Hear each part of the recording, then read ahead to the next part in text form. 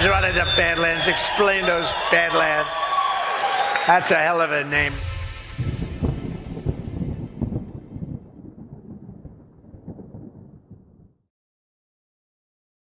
I don't consider myself a conspiracy buff at all, but when they get a lot of coincidences, I get a little suspicious and call me crazy. Polls, weird talk shows, crazy groups every Sunday telling you what you think. The Republicans and the Democrats conspire with one another, which they do. There is a conspiracy by big business against American democracy. We know that there was a conspiracy. There was a conspiracy. There was no conspiracy. Was there a conspiracy? It's a communist conspiracy directed out of Moscow. The right-wing conspiracy. Communist conspiracy is a deliberate and predictable plan of action to subvert the world. Right-wing conspiracy. It's an international criminal conspiracy. Vast right-wing conspiracy. Great conspiracy. There are all these conspiracy theories. Was there a conspiracy?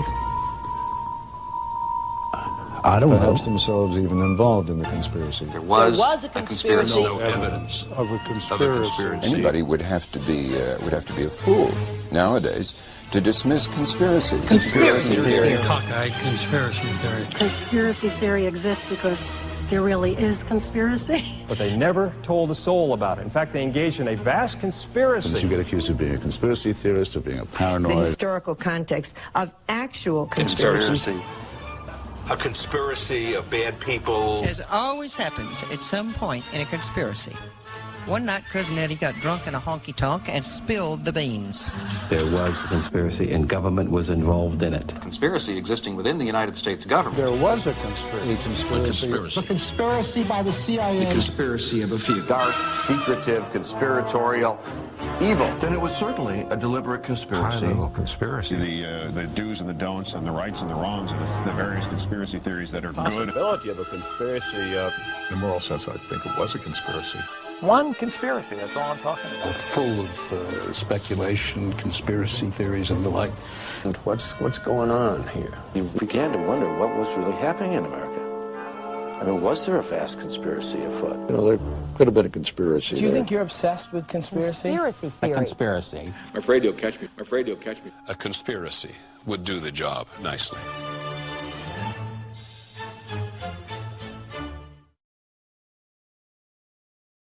Well, good evening, everybody, and welcome to another episode of Baseless Conspiracies. Zach, sorry, I don't want to interrupt you. I was just sharing the show on my Rumble channel. Okay.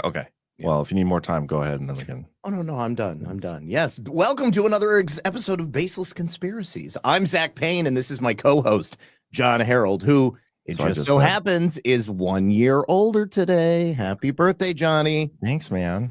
Appreciate it. How old are you? How old do you think I am? It's a lot younger than you. I know you are. I want to say I think you're 15 years younger than I am, so that would make you 34 today? Close. I'm 35 today. 35. Okay. All right. So you're 14 years younger.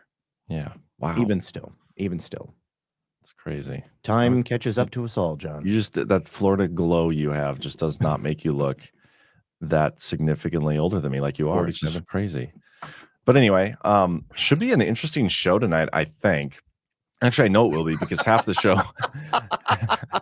is pre-recorded. Yeah. So half the show is pre-recorded because we had this we have this sponsor, and like we were talking, and the topic they were talking about, I was like, oh my gosh, I had no idea. And so interviewed them. That's about 45 minutes worth, but we're going to get into some more of the other stuff leading up to that discussion having to do with microplastics and how they're everywhere and in our brains. But before we get into that, we also have other sponsors of today's show, and then maybe we can like chit chat a little bit and I don't know, see what else is going on. This is my birthday party technically, so well, thank you for spending it with us. Yeah, it was a little surprising. I never got your present in the mail that you had sent. Well, you never answered my Amazon wish list invite that I sent you. So I had no idea what it was that you wanted, besides an excellent co-host. Okay. Well, is that going to show up at any point?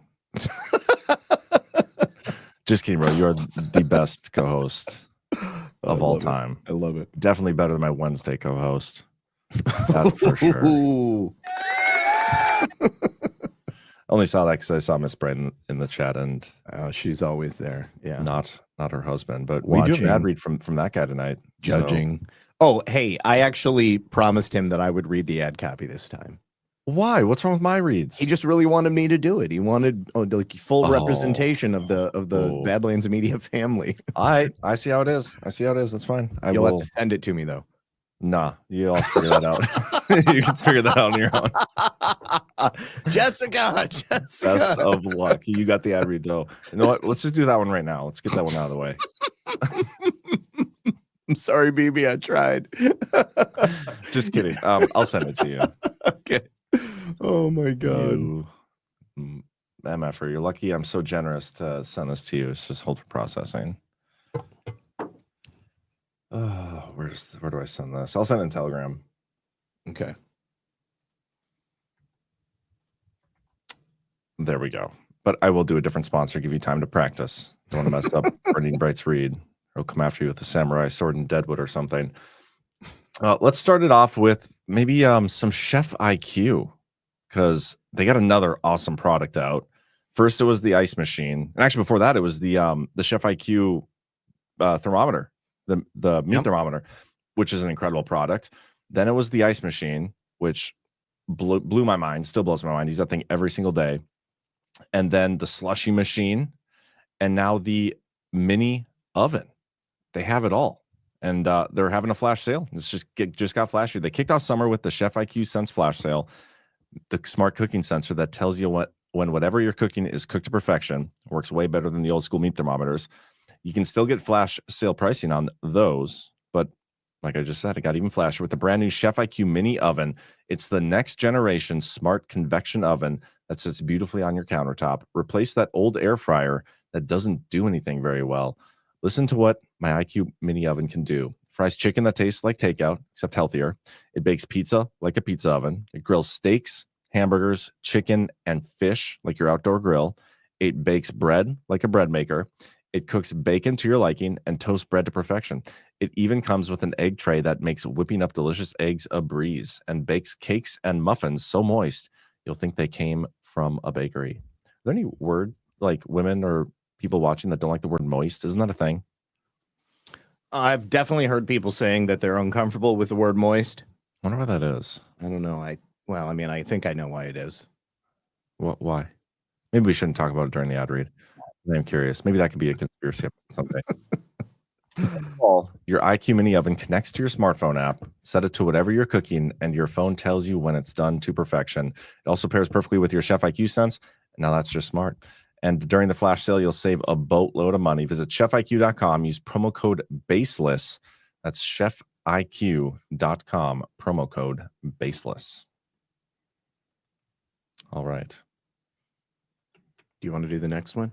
Yeah. We actually have two more now, but we can do. Are you ready? I'm ready. Okay. So it's often said that politics is downstream from culture, but perhaps we need a slight amendment, because politics is culture, because culture is everything. And culture starts with stories, which is why we need to take those stories back. Now, Burning Bright Publishing is one such attempt, along with its debut novel, Saving Soul, which is an action-packed martial arts epic. And, of course, it's our own Burning Bright. Now, this was originally pitched as a sort of Daredevil meets Bloodsport, but Saving Soul tells the story of Akio Prince, a prize fighter who decides to stand up to the ruthless Hachinin. I just keep thinking about you trying to say that the other night. Hachinin? Hachinin. It's supposed to be Hachinin, I think. He's not very good at spelling Korean words, I don't think. He'll tell me later. Now, when the same crime syndicate that killed his master threatens the few friends he has left, Akio decides to make a stand, entering a dangerous game of hunter and hunted, a bloody revenge tour that will push him to his limits and put his martial arts skills to the ultimate test. In the near future Far East, where heroes are hard to find, Akio discovers that a little bad might do the world a whole lot of good. So support the launch of a new independent American publishing house by backing Burning Bright's Kickstarter campaign for Saving Soul. This is the first book in the Sword Punk trilogy, as long as this one sells.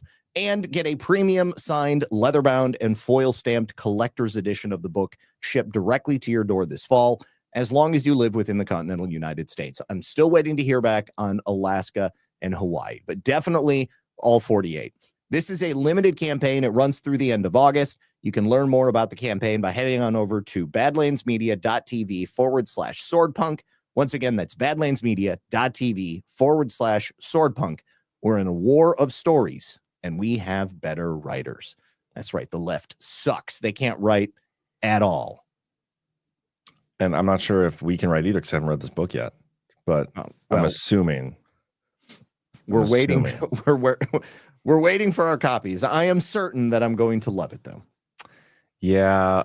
No, maybe I'm not going to comment. I think he didn't want me to read it. He clearly didn't want me to say anything about it. So I had this glowing review that I was gonna say, but no, I'm seriously, guys, though, he's been working really hard on this for a while. At least he's been talking nonstop about this project for a while. So I'm excited for him.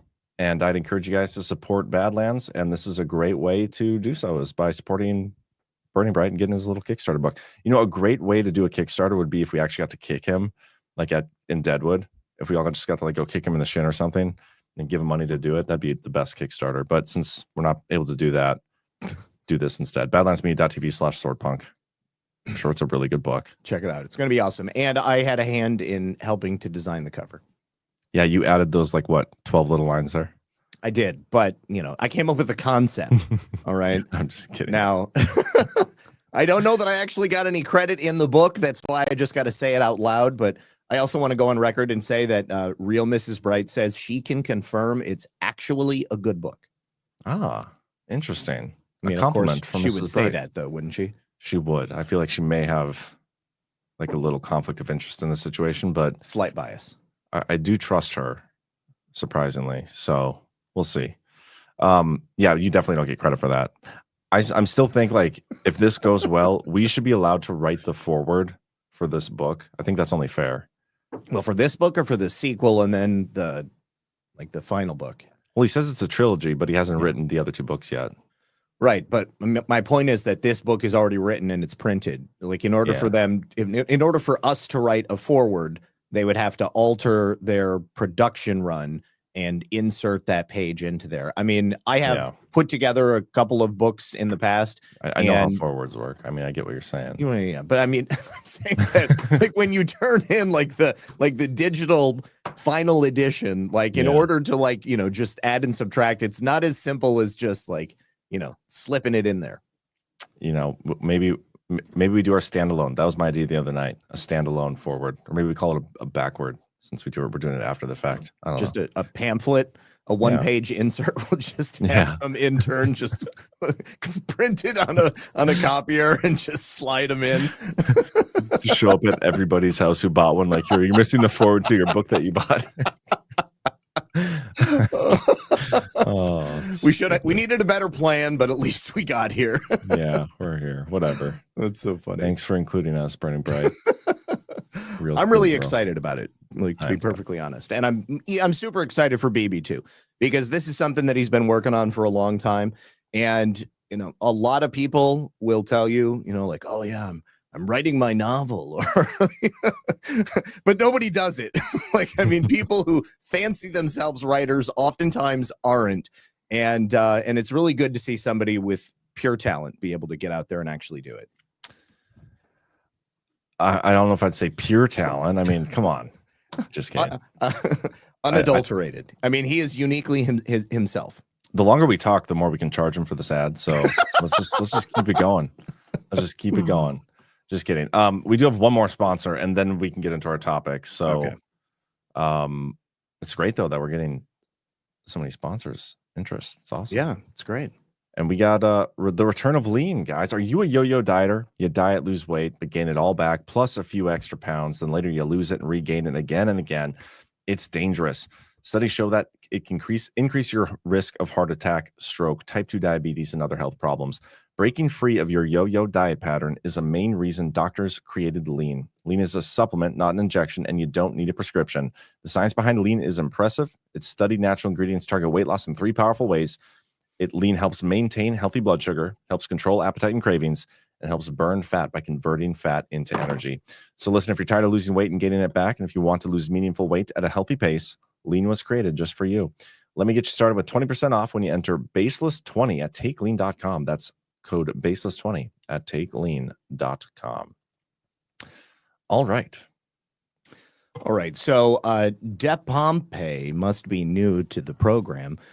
Yes, there is a format to this show, and it's called Baseless Conspiracies because every week John and I talk about a central story or narrative that has oftentimes been referred to as a conspiracy by the mainstream media, or was denigrated as a conspiracy theory, or was plain and simple a conspiracy of the highest order. I think that tonight that's really what it's about, because ultimately we're going to be talking about John D. Rockefeller, the pharma takeover, and that will lead directly into microplastics. And I think that you need to have a full picture to understand why we end up where we are today with the state of the world and this is a bad situation that we're in. I'm not going to lie to you. I really don't know how we overcome it. There are a lot of people that are working on this issue, but there's not a lot of money in fixing the problem. However, there is a whole bunch of money in the creation of the problem. So you got to go back to the turn of the century. John D. Rockefeller became the world's first billionaire in 1913. It was that early? It was that early, yeah. And wow. Just so you have some like concept, $1 billion in 1913 is equivalent to like $33 billion in 2025 money. It was a tremendous amount of money, and this guy was fantastically wealthy, and he hung out with some other really wealthy people. Now, John D. Rockefeller is often thought of as an oil baron. Okay, he's the standard oil guy, but I think when you only think about it in those terms, you lose sight of all of the other ancillary industries that John D. Rockefeller conquered. And one of the most important. What year did you say? Sorry, what year did you say he began? 1913. Like that's the year the mysteriously coincides with the Federal Reserve and the IRS and Titanic. Yes, and the Titanic. Yep. So we've done a number of conspiracies that are central to that time era. And but John D. Rockefeller got very wealthy even before 1913. So if you go back to like 1800s America, medicine was not so much a science as it was a trade. Okay. You had like doctors, physicians, and then you had apprentice physicians, and these apprentice physicians would study under the, practicing physicians, and those practicing physicians were successful to varying degrees. The people who were kind of pushing the envelope, those were the guys who were into like bloodletting and, cranial tenoping, or it's like when they just cut holes in people's heads because they have headaches and stuff like that. But that was a thing. That was a real thing, dude. Yeah, that was a real thing. And some of the time that actually made sense. Like if somebody had swelling in the head and the swelling wouldn't go down, you can, that's like severe, like you're unconscious and you're, yes. The pressure in your brain. I feel like sometimes a lot of the people I interact with on Twitter have like holes in their heads. So I feel like that practice still may be going on to this day. Could be. But there was also a whole other category of medical professionals, homeopathic doctors, naturopathic doctors. And they practice medicine from a holistic and naturopathic perspective. Now, the physicians that were trying to push the envelope in terms of what they were doing, a lot of times their techniques would be unpleasant at best and fatal at the worst. I mentioned bleeding. In the 1800s, there was a doctor who was pretty well known. His name was Benjamin Rush. He was probably like the Dr. Fauci of his time. And he advocated bloodletting as a treatment for yellow fever. Well, bleeding is not a real good treatment for yellow fever. And oftentimes they would give them things like chloride of mercury which would, of course, poison them and then cause them to engage in uncontrollable vomiting. And then you had, those are like the city doctors. And then you had the countryside physicians who would prescribe herbs, medicines that were made from natural things, much milder treatments. And that's the homeopathy. And then the sort of quackery is allopathic medicine. And it's funny because that has completely flipped around nowadays. The allopathic doctors are considered the reputable, scientific-minded doctors. Those are the Dr. Anthony Fauci's of today, whereas the holistic homeopathic doctors are considered to engage in quackery, medicine that has no basis in science or in actual practice to be successful. Now, go ahead. I'm just reading about bloodletting right now, mm-hmm. and it's kind of blowing my mind that like this is a real thing, because they would literally just like cut you and be like, drain the blood, and then that's right.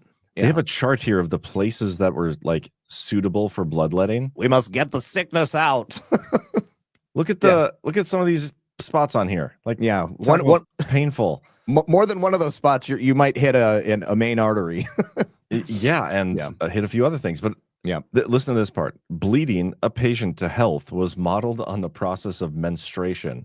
Hippocrates believed that menstruation functioned to purge women of bad humors. Mm-hmm. During the Roman Empire.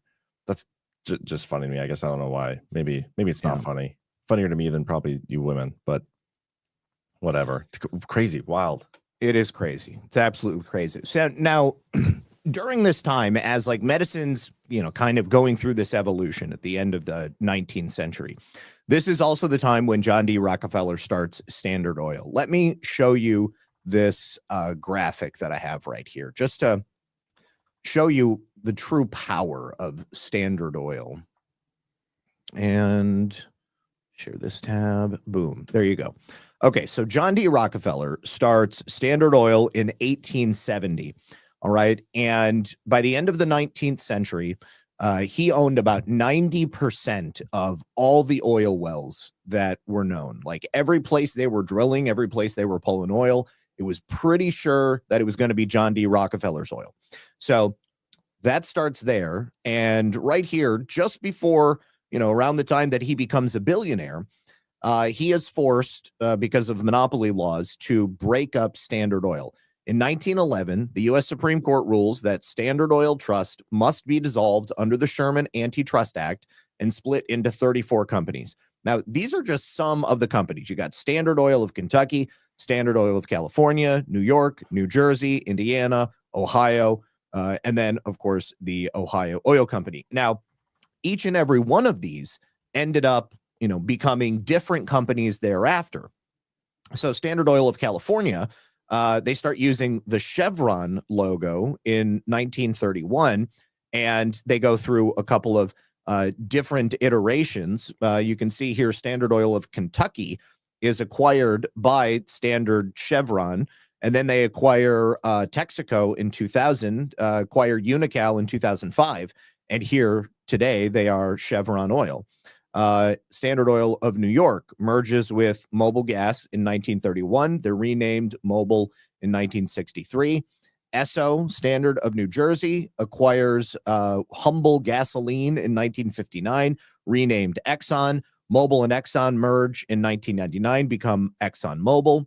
Standard Oil of Indiana, renamed to Amoco in 1925. So, Standard hold on. Oil, what? So does Rockefeller own all of these, or the Supreme Court ordered them to split up? That means like multiple other people owned all these companies. So here's the thing. So technically, John D. Rockefeller himself doesn't own each and every one of these oil companies. But each and every one of these companies are essentially owned by John D. Rockefeller through a complex series of shell companies. It really still was John D. Rockefeller's game. All right. Even though they are owned and operated by different companies, it's John D. Rockefeller at the end of the day. This is why he was the richest man in the world. Snapcake says the Saudis own BP now. Yes. So either way, I mean, today it's a different game. There are many different people, many different companies all around the world who own different companies. We are not talking about that. All I'm trying to show you is how oil essentially in the United States started from one company, went through all of these different iterations, and now today we've got basically 4 main companies here in the United States. Yes, there's a bunch of different smaller companies, but the ultimate point is that the money was centralized, it was fragmented, and then gradually over time, they were able to centralize it again. And you've got all of these different organizations that are pretty much doing the exact same thing. So, end of the 19th century, John D. Rockefeller owns 90% of the oil refineries. He's got a monopoly on the oil industry. And around this time, as well, organic chemists discover that petrochemicals could be used to make, of course, that's what comprises oil and then gasoline. And they discover that they can create plastic. Now, they also discover that petrochemicals can be used to make more than just plastic. They could also use them to synthesize organic chemicals as well that occur naturally. And it gives John D. Rockefeller the idea for the expansion into the chemical and the medical industry. And there were medical schools that had been established alongside the American Medical Association, but there was like no standard like unity of thought among Western medicine at this time. And so John D. Rockefeller got the idea that if you were to standardize allopathic medicine, you could also, at the same time, just like he did with oil, eliminate competition from other sectors of the medical industry. The main competitor for allopathic medicine was homeopathic medicine. So he gets together with Andrew Carnegie. Andrew Carnegie was notable because the same thing that John D. Rockefeller did with oil, Andrew Carnegie did with steel. So he was fantastically wealthy. He also was basically the only name in steel. And together they found an organization called the Council on Medical Education. Now, this is a branch of the American Medical Association, but the Council on Medical Education employed a man by the name of Alexander Flexner. And they hire Flexner to go around to all of the medical schools in the United States and Canada so that he can evaluate them. And then they will take his findings and they will use that to standardize medicine across the entire field. Now, his findings end up becoming something called the Flexner Report. And the Flexner Report is what leads to the creation of Western modern medicine as we know it today. And they also standardize education using Flexner's findings across all of the medical schools in North America. And during this time, John D. Rockefeller had also started a whole bunch of medical schools. He'd also started, of course, the Rockefeller Foundation. And he was putting all of this money into his businesses and philanthropic causes. And I was just thinking tonight, like how interesting it is that we have all of these very wealthy people who are involved in politics, and, you know, they are also involved in things that are just objectively bad for humanity. And not only with an NGO, with a philanthropic organization, you can not only avoid taxes, but you can also use your money to to push society in the direction that you want it to go. Obviously, with the Flexner Report, it's an excellent example of just how you can have a profound effect on society as a whole. So Flexner comes back with this report. He doesn't like people who think for themselves. This is pretty interesting. He not people who are nonconformists. He basically wants to shut them out of the medical industry. There's no room for independent thought in modern medicine, he decided. And he attacked the alternative medical practitioners, the homeopathic and naturopathic medical practitioners. Also, funnily enough, he was not a fan of psychology, but he claimed that it basically was all, you know, the type of quackery that the, you know, bloodletting was, even though I don't know how much bloodletting they were doing by the time the Flexner Report comes around. But maybe that's kind of based, though.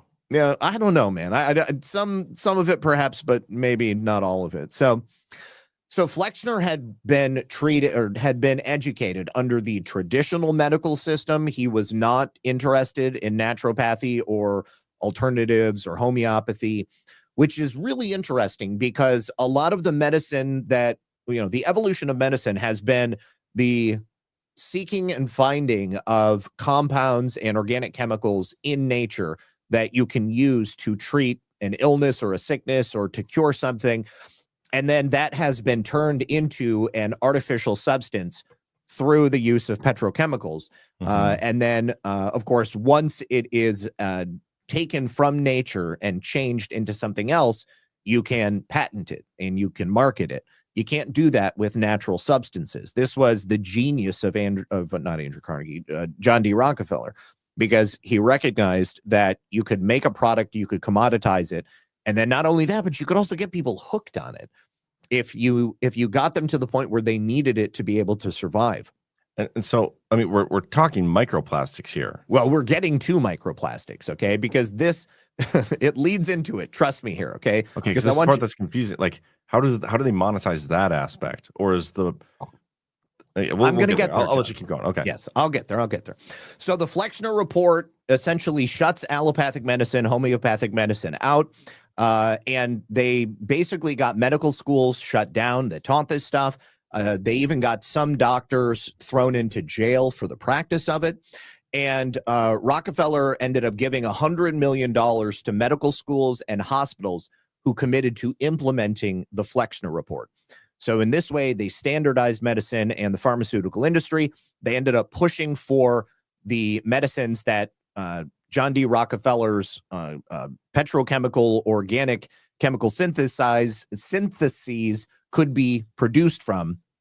And then medicines that were made from herbals and from natural things were pushed out. Only medicines that were made from chemicals that could be patented were adopted. And this was the quickest way for them to adopt profits and to change things. Now, with the opinion shifting on this stuff, it gave John D. Rockefeller a tremendous amount of power. So now he's basically in control of the oil and gas industry. He's in control of the medical industry. One thing that's interesting to note is that in his own medical treatment, John D. Rockefeller was raised on homeopathy. And even after he standardized the allopathic medical system, he had a live-in homeopathic doctor who treated him until he died. And he died at a rather old age. From bloodletting? Blood loss? No. We're talking homeopathic. That would have been allopathic medicine. Okay. So he had a whole, he was very, very healthy, and he lived a nice long life. And if it wasn't for homeopathic medicine, then Rockefeller probably wouldn't have done as well as he did. So I want to actually give you a list of the things that that Rockefeller was able to control. So we already said big oil. He shut a bunch of people out and was a ruthless businessman. When he standardized oil, it gave him control over also the auto industry. So do you know how gasoline was created? Yes, no. Okay, so they used to light lamps with kerosene. Okay, and they would produce kerosene from crude oil. Gasoline was a byproduct of the kerosene production industry. Really? And yes, and so they had all of this gasoline around that was basically worthless. And, you know, way back in the day when they were starting to produce automobiles, you know, the electric light bulb was produced. That actually killed the kerosene lamp industry. Okay. And the next logical thing they thought was, well, hey, let's make an electric car since now we have the ability to harness electricity. And John D. Rockefeller said, no. We're gonna make sure that combustion engines are what people adopt, because I have all this gas and I have to sell it. And now I'm not selling any kerosene. So now kerosene basically becomes this kind of worthless product. And so the petroleum industry and the automobile industry joined forces. The first electric car was built in 1884. And by 1897, there were electric cars that were being sold and were driven on the streets in London. And in the early 20th century, 28% of the cars sold in the US were actually electric vehicles. No shit. Yes. And gradually, through Rockefeller's influence, they were able to push that out. And once the electric car had been successfully eliminated, it secured the oil industry in their ability to produce a product that people were going to need, the same way that he did with pharmaceuticals and the medical industry. Now, Henry Ford, it's interesting. Henry Ford actually had designed the Model T to run on either gasoline or alcohol. And he basically said at the time that anything that could be fermented could be used for fuel in that vehicle. And the oil industry, again, was like, well, hey, we've got something that needs to be used. But in order to make sure that alcohol would not be used, there was something created in 1869 called the Prohibition Party. And John D. Rockefeller actually did not drink alcohol at all. And he actually thought it would lead to bad behavior, essentially, in the United States. And that's just like Trump. That's kind of interesting. It is kind of like, it's interesting, but President Trump never created a party to make sure that I'm not comparing the two. Yeah, I'm just saying that neither of these, okay. Yeah. Rockefeller, like, he's an evil dude, but highly successful is what it is. Like, two highly successful people, neither of them drink alcohol. Yeah. Interesting. Yes. Now, in 1936, Standard Oil and General Motors, they linked up to create a reformation of the public transportation system. You might know that in many big American cities, there were trolleys and trams and cable cars that would frequently be used. And as vehicles began to be adopted more often, those ended up kind of being phased out. But in 1936, this is, this is the Depression is still affecting America, and only 10% of Americans owned cars. Most of the people were using these electric trolleys. And so the Standard Oil and General Motors plan was to replace the electric streetcars with buses that ran on gasoline, which of course gave them an even greater hold in the market and made sure that their products would still be necessary. They also kind of undermined the railway system. In 1953, General Motors, their president, was appointed as the Secretary of Defense. His name was Charles Wilson. And he worked with Francis DuPont, the chief administrator of federal highways, to create the Public Works Project, which led to the creation of the interstate highway system and basically led to rail travel falling out of favor. And John D. Rockefeller also had a hand, obviously, with the petrochemicals that arose from the creation of oil. He had a hand in the creation of the plastics industry. And that's what leads us to the microplastics issue that we're dealing with today. Because the very first plastic to ever be created, I believe, was called Bakelite. And this was many, many, many, many, many years ago, beginning of the 20th century. And as plastics were created, they were heralded as the future of pretty much everything. Have you ever seen The Graduate? I think I have. Okay, it was in the 60s. And there's this scene where the guy is graduating and he's speaking with people at his commencement, or perhaps at his graduation party. And somebody comes up to him and he's like, have you ever thought about what you want to do now that you've graduated? And he's like, no, not really. And he's like, I got one word for you: plastics. Yeah, I got that scene right here. Hold okay, on. play it. Let me get through the commercial real quick. I meant with your future, your life. Well, that's a little hard to say. Ben. Excuse me.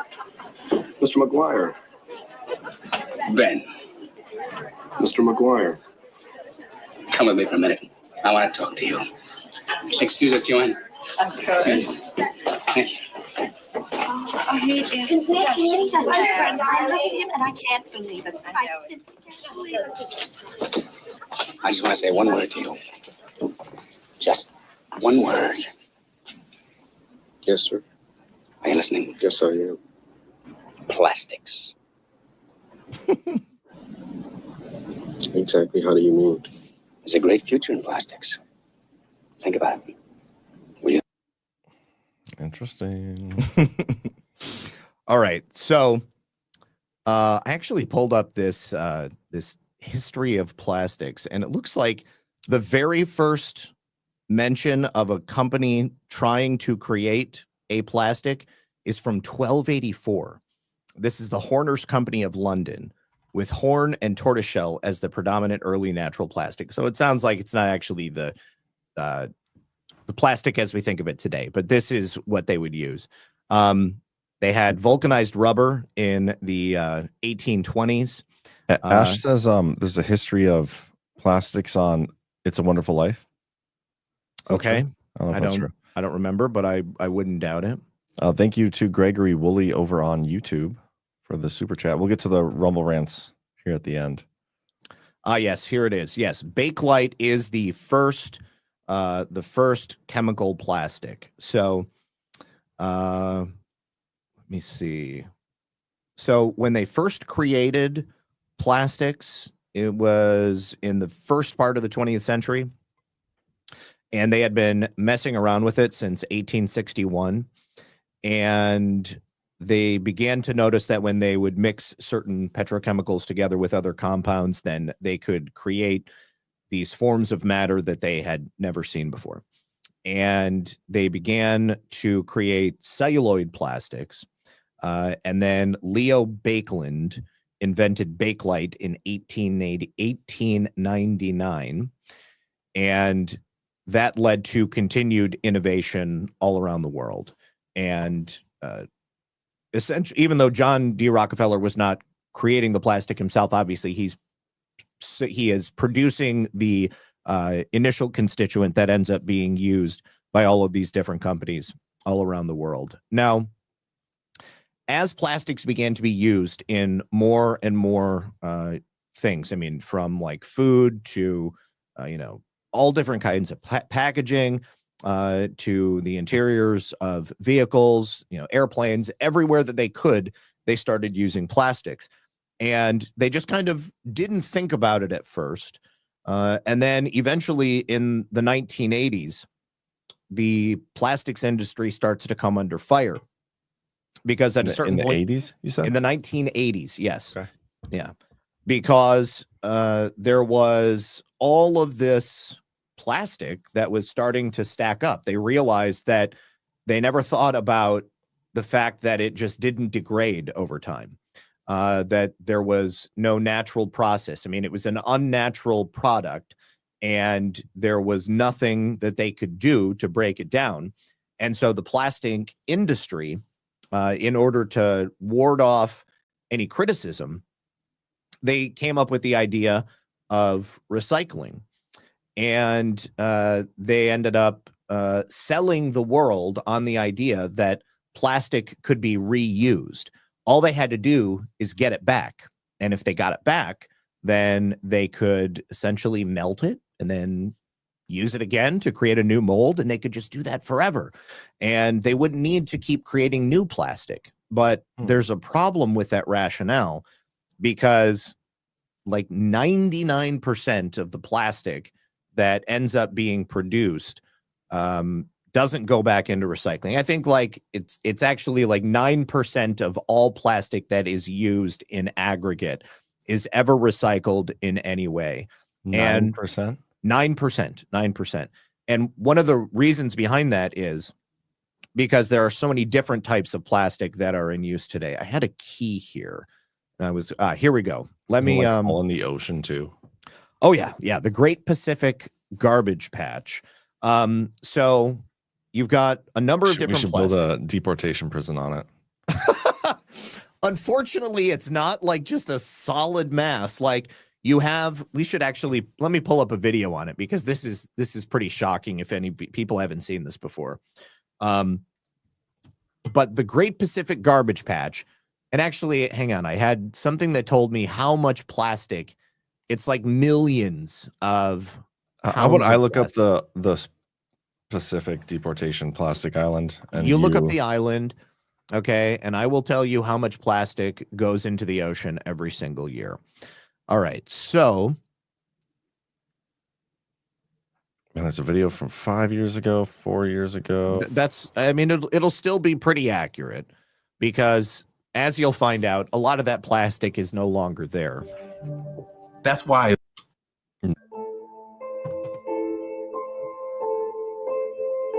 Earth, the globe, Terra. See, guys, this proves that Earth's round. It's a globe. Our world. No matter what you call planet Earth, it is our home. Okay, let's get. In the small span of time, 8 million the Homo tons of sapien has plastic. existed. 8 million tons of plastic that enters the ocean. That says nothing about the plastic that goes into landfills, or the plastic that ends up other places. But 99% of the plastic that is produced every year, they can't track. Interesting. They know that roughly 9% of it is recycled in one form or another. They can tell you that 8 million tons of it ends up in the ocean, and that's cumulative. Every single year, another 8 million tons ends up in the ocean. And it's mostly in like fragmented pieces. You'll have like, whole laundry baskets, plastic bags, but a lot of it ends up getting broken up. And then it will turn into microplastics, which is the direct thread that leads us to the main topic of tonight. But go ahead with this. Yeah, okay, can I finish my Garbage Patch Kids? Yes, please. Condition of our planet. From the depths of the jungle to the heights of the mountaintops, the human footprint is encountered across the expanse of the globe. One of the most prolific impacts humanity has had on our world lies in our oceans. It's so gross. Human waste, specifically plastic. What'd you say? I said it's so gross. If you've seen like I saw Coney Island Beach recently. I don't know if Kick Dreaming's here, but it was just disgusting. Or beaches in Europe. I mean, like there's trash everywhere now. I can't even imagine. I don't go to many beaches. One beach I do know that is not this way is Cocoa Beach, Florida, which will be a future GART location here in November. And it just happens to be beautiful, pristine. Plastics have built up in our oceans, posing an imminent threat not only to nature, but to humans as well. The Great Pacific Garbage Patch illustrates the effects that we as humans have had on the marine environment. Located in the northern Pacific Ocean and the largest of 5 garbage patches, the Great Pacific Garbage Patch is the product of tons of debris which have made their way into the ocean from lakes, rivers, and streams. The garbage caught in this patch is unable to escape, caught in a vortex created by ocean currents. The patch. I'm starting to hate the word patch. How many times this guy? I wish he would have named it something else. Patch is the new moist. More than 3 times the size of Texas, spans from the coast of Japan all the way to Hawaii and even to California. Furthermore, the total amount of garbage in the patch is impossible to calculate because of the thick layers of built-up waste. A lot of the garbage in the water is made up of Type N plastics, consisting of abandoned fishing nets and plastic rope. Type H hard plastics and Type F foam plastics also comprise large portions of the patch. Since more than 180 times more plastic than food is found at the surface of the garbage patch, unsuspecting sea life, such as sea turtles, can have up to 74% of their diets composed of this ocean plastic. Isn't that awful? Although it may appear that the effects of the garbage patch end with marine life, it has become evident that these patches lead to detrimental effects for human life as well. While plastic does not organically degrade, it does still break down into what experts have termed microplastics. These tiny fragments of plastic enter our food supply through seafood and sea salt. Once in our digestive systems, they disrupt the human endocrine system and throw our hormones out of balance. The effects of the Great Pacific Garbage Patch are extensive. However, humans can help orchestrate a change. First, we must... Okay, we don't need the resolution part yet. Yeah. So you get the idea. That's not like a patch to me is like one island, like one big area. That looked like the what was it, the Great Australian Current or whatever from Finding Nemo? What do they call that? Do you remember? No, it's been a long time since I've seen Finding Nemo. Okay, now I'll find it. All right, so so first of all, the garbage patch. I mean, in certain places, it certainly is. It does look like a patch. In other places, it is kind of just spread throughout the ocean in the currents. But there is one spot in the middle of the Pacific Ocean where it actually does collect. And here, take a look at this. Here's one example of it right here. All right. Oh. Yeah. So you've got just like one big area where plastic is going to collect. And a lot of it ends up being microplastics that like filters into the water. It looks like plankton. So these ocean animals are eating it, thinking that they're getting nutrition, when in fact they're just getting all kinds of cancer-causing chemicals into their body. So there's PETE or PET, HDPE, PVC, LDPE, PPPS, and then there's other ones, polycarbonates and polylactides. And then there's even more other ones, but these are the most common ones. And since 1988, the Society of the Plastics Industry created the recycling scheme, basically. And you can tell the difference between all of these because you've got the arrows, the triangle arrows on the bottom, and like different numbers. You got 1 through 7, essentially. And those numbers dictate whether or not you are theoretically able to recycle that plastic. Now, at a plastics industry event in 1974, an industry insider in the plastics industry, they were kind of getting together. They saw the coming storm, and they could tell that people were starting to realize that plastic was just filling up landfills. And unlike traditional trash that would break down and go away over time, plastics were just kind of, making the problem worse. And so obviously you got to keep building new landfills, keep digging. And they said in 1974 that there is serious doubt that recycling plastic can ever be made viable on an economic basis.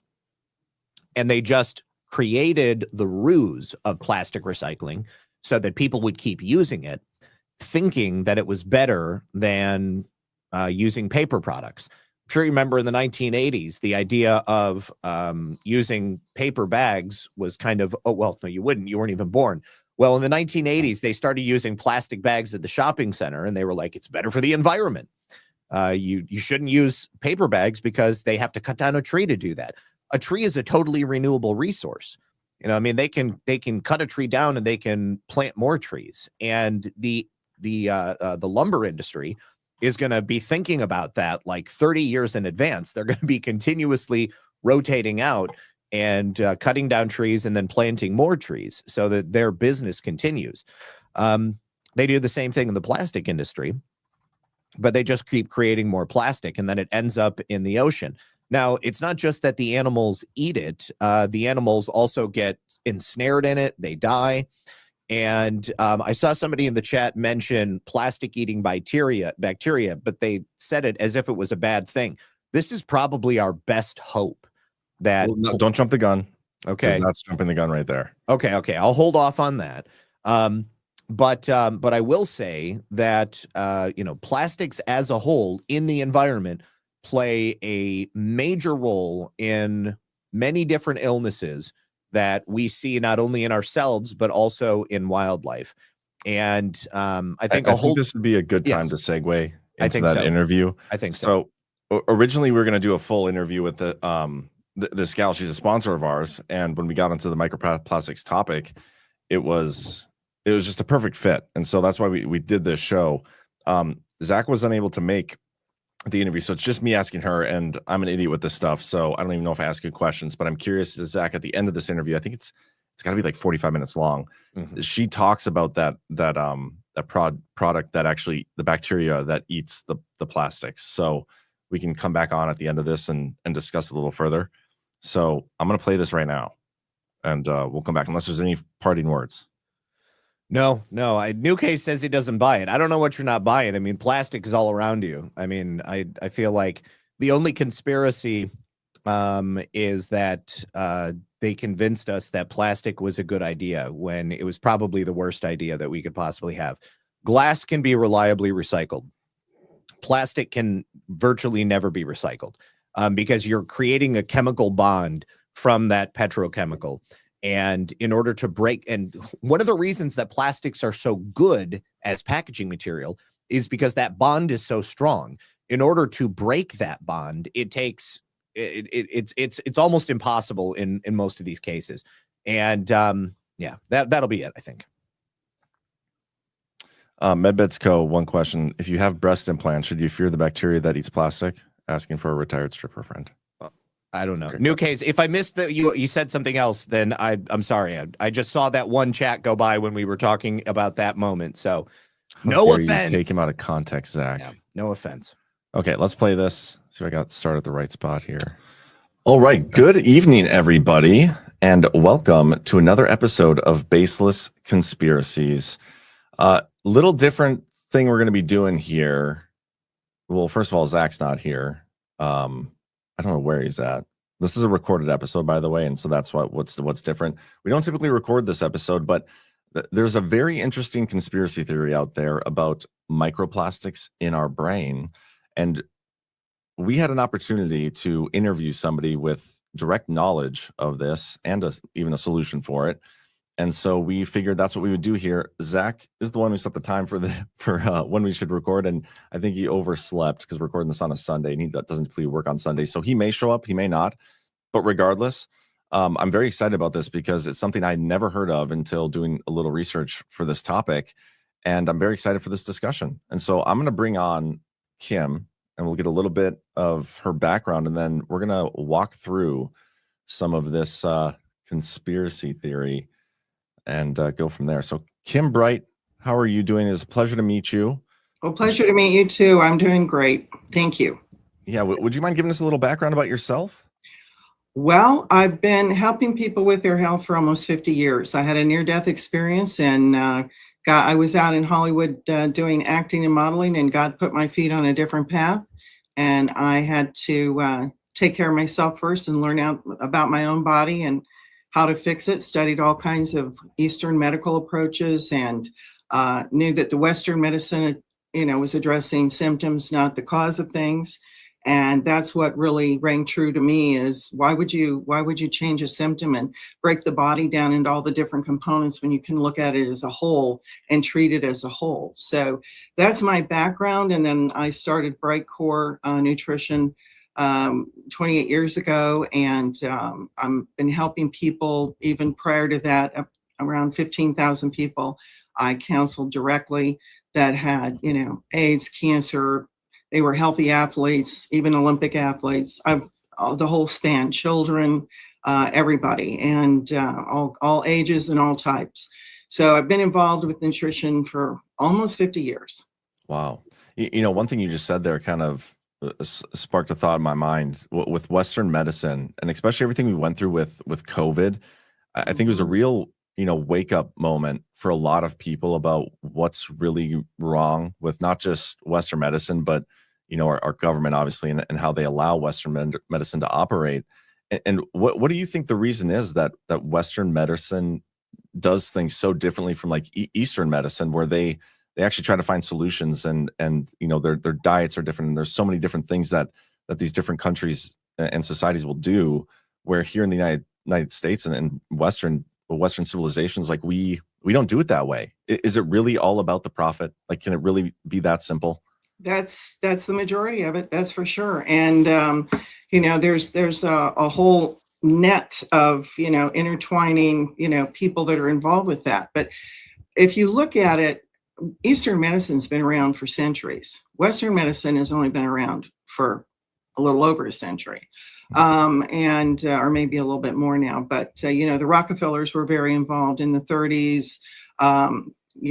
Because they had petroleum products that they could make into drugs. And so they went into the medical universities and started giving all this money to research and everything. So right there, it got tied up kind of in a strange way, right? And then the whole thing is, you used to have a doctor that treated the whole person, even around the turn of the century. He'd come visit you at the house with this big black bag of all kinds of concoctions and things, but he still looked at you as a one person, not all these different components. And that's what they've done with Western medicine too. They've specialized everything. So now when you go into medicine, you have to look at, everything individually. And again, that's treating a symptom, because if you've got a headache, then it turns into this and that, and finally it becomes cancer because you've been eating ultra processed foods your whole life. You don't exercise, all these things. So they're not looking at what caused all this and pulling it back.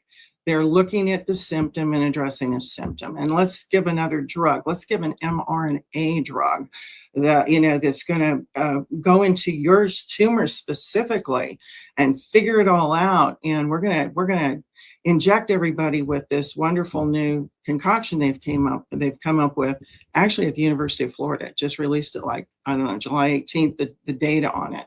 So we got a lot of crazy stuff that's coming out. And again, trace it back to who makes the money. Always look at that. Always question things. We cannot be naive anymore. We have to question. Question me. Don't accept what I'm saying. Go, figure it out for yourself. But the whole thing here is people are good. The majority of people, I believe, and they trust too easily and have trusted. Well, we can't do that anymore, John. And it's time that we really look at what really is. And God gave us a brain. And I don't think he wants that brain altered with microplastics and aluminum and everything else they're pouring on us. So that's how I feel about it. Yeah, no, I think that's brilliant and great. And, so tying this to kind of the topic I want to discuss, there's this article that I was reading about, and it honestly blew my mind. So I want to start here and just make sure I get the right screen shared. Okay, good. I was paranoid because I kind of have two things going on at once, like from two different studios, and I don't want to mess it up. But so this article, the human brain may contain as much as a spoon's worth of microplastics. And I know we're going to go through like a slide that you guys have put together, and I think this is in there. But this is what initially sparked my holy cow, how is that possible? It's rose 50% between 2016 and 2024. And so just microplastics in general, they're kind of everywhere. Where, what made you get into studying this and finding a solution for this specifically? Because I'm constantly studying everything. I mean, I'm looking at the 5G that's poisoning and the cell towers. We're having the highest electromagnetic fields aimed at us that we've ever had in our history. I'm looking at children that are getting cancer early. I'm looking at children that can't concentrate. They have a very short span of concentration. They can't sleep at night. Why is this happening? I always want to know the cause. And so you pull the strings, and you realize that all this electromagnetic energy is really messing with their nervous system. It's messing with everybody's nervous system. And it's giving everybody PTSD. You've got like I said, the mRNA vaccines, you've got the pharmaceuticals, you've got the poison in the water, the soil, the food. So we have a deluge of all of these things attacking us from the outside that we literally have very little control over. And what we do have control over, please, parents out there, take the electronics away from your children, for God's sakes, and yourself. Detach from this, because it's all working together to form this incredible, strange net of evil, really. And I think about this. Microplastics, they're causing death at such a rate in people that it's almost genocidal. And to me, this is really something that, we have to look at and we have to pay attention to. Let's say they're everywhere. You see the sprinklers there. When you're using the water to water our crops, what happens is every time, Elon sends a rocket up with all these satellites, anytime we're throwing missiles at each other, like over in Israel and Iran, all of those things have microplastics in them. Their fuel is loaded with microplastics. So when they go up in the air, you'll see all of this flame and all of this stuff going on, and it's microplastics. It's filled with microplastics. Those get up in our ionosphere, John. Mhm. And the ionosphere has no barriers. So guess what? It's going everywhere. It's in the Arctic. It's in Antarctica. It is everywhere. It's going down into our oceans, into the deepest trench. The Mariana Trench is the deepest part of the ocean. It's getting in the microalgae down there to the point where they can't even absorb nutrients like they're supposed to. Think about this. If it's in the microalgae, which is the lowest part of our food chain, what the heck does it look like all the way up the chain in our food supply, in our meats, in our proteins? It is so overwhelming to look at all this, how this has just invaded into our lives. And we're doing so much to help aid and abet it by our choices. Ultra processed foods have the most microplastics in them of anything because they're so ultra processed. The machinery that they're mixing them on and fixing them on and then wrapping them in the plastics and everything, those all add to the plastics that you're going to now eat. When you're taking microwave foods or those freezer foods that have those plastic containers and you're heating them up, heat supercharges these microplastics, and they have a long life. They don't break down, okay? And when you add heat to them, it's even worse. Clothing. People that are in the clothing industry, they're showing that men are having all of these problems with reproduction because they're inhaling this, they're touching this every day, the microplastics, the clothing that people wear with the wicking away of the sweat when you're working out, your yoga pants, your underwear even, guys, please wear some tighty-whities, cotton ones. Get away from the other stuff because it's really changing your fertility ability. Wow. It is really, it's proven. There's so many studies out there. When I look at microplastics and see how they are everywhere, this is what got me going. And it's like, we've got to do something with the inside of us, because how can we control all this on the outside? It's going to be really, really hard. Atmosphere, missiles, rockets, and literally I say, John, why in the world is Elon Musk needing to send so many rockets and satellites up into space? It's kind of like, have you ever seen the movie The Matrix? I have, yeah. Okay. Or what's that other one? Minority Report? Yep. It's kind of like he's making a net up there. What's he making the net for? And it's got me questioning all of that stuff too. He's got a few nice things he's trying to do, but he's also making an implant so people that can't see can now see. Yeah. That seems like it's a good thing. I don't know. I think it's going to everything's going to be connected, and the devil and his minions are the only ones who feel comfortable in hell. And I kind of have a feeling that all of this is coming together to create hell on earth. Yeah, there are some interesting questions that need to be asked about what Elon Musk is doing, even with the AI stuff.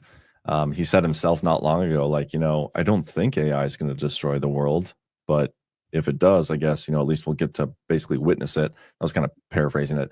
But with the microplastics like this, so the interesting thing about that article I showed you just a little bit ago is they say in there that the concentrations of how much microplastics that are in our brains has risen roughly 50% in the last 8 years.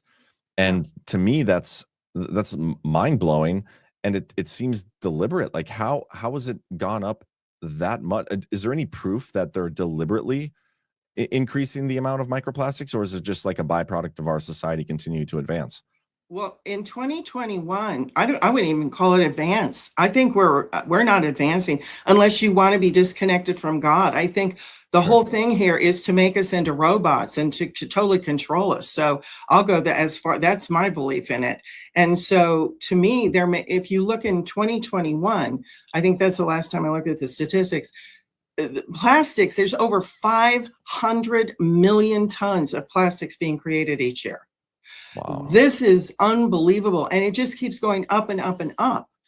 And so to me, this is unreal. We can't keep going like this. We've got to change. We've got to stop making so many microplastics and where they end up in our food. I mean, again, 94% of US tap water and bottled water worldwide, when they're releasing, and even at the sewage plants, there's nothing that can take the majority of this out. So then they're still releasing them back into our tap water. When you look at bottled water worldwide, there's so many different concentration levels and liters. They go from, I think, 250 particles all the way up to, tens of thousands in a liter of water. Again, I talked about the clothing fibers and the degraded plastic. Look how people are saying, I'm saving the earth because I'm recycling these plastics into clothing for you, into your shoes. Isn't this great? I don't think it's great at all. I think we need to stop making plastics and get back to more natural things because we're killing ourselves. They found it in the seafood. They found it in all types of seafood, even the clams and the shrimps and things like this. Table salt has it.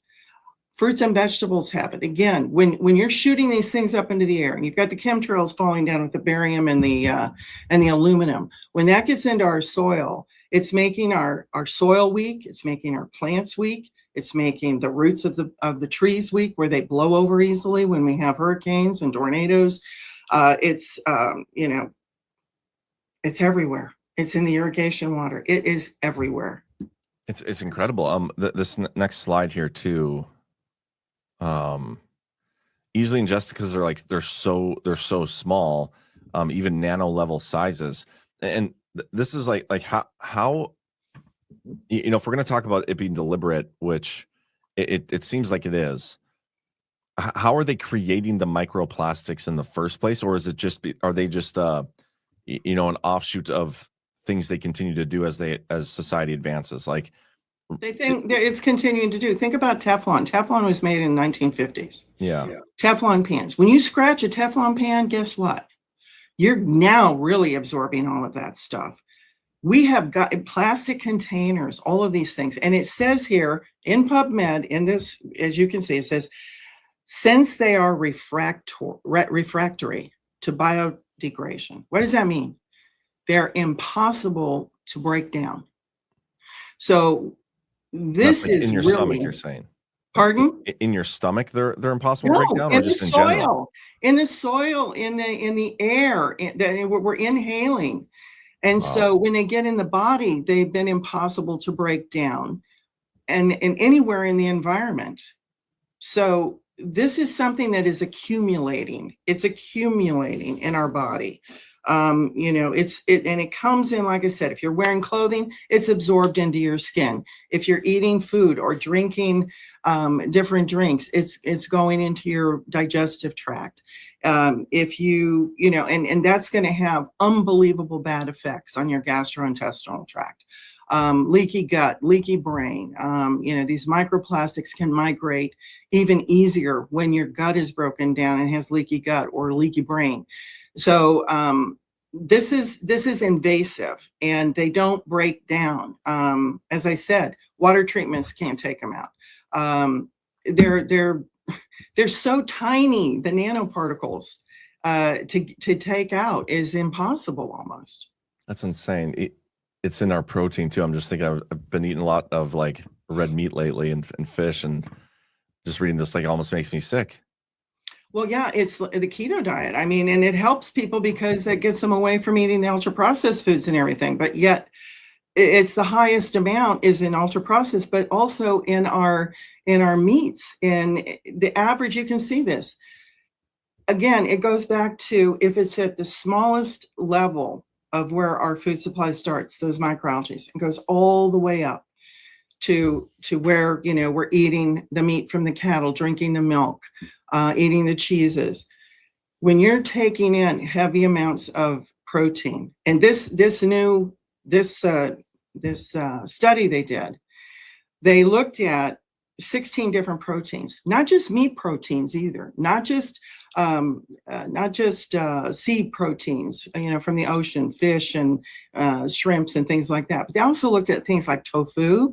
They looked at the plant-based meats, they call them. And 88% of them contained some form of microplastics. But if you're eating meat, it's going to be about 3.8 million plastic fragments and fibers.